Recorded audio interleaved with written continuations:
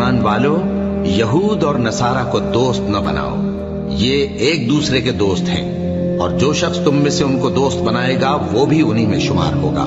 بے شک اللہ ظالم لوگوں کو ہدایت نہیں دیتا۔ جن لوگوں کے دلوں میں نفاق کا مرض ہے تم ان کو دیکھو گے کہ وہ ان میں دوڑ دوڑ کے ملے جاتے ہیں، کہتے ہیں کہ ہمیں خوف ہے کہ کہیں ہم پر زمانے کی گردش نہ آ جائے۔ سو قریب ہے کہ اللہ فتح بھیجے یا اپنے ہاں سے کوئی اور امر نازل فرمائے، پھر یہ اپنے دل کی باتوں پر جو چھپایا کرتے تھے پشیمان ہو کر رہ جائیں گے۔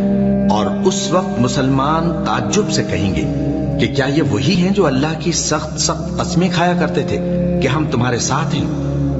ان کے عمل اکارت گئے سو وہ خسارے میں پڑ گئے۔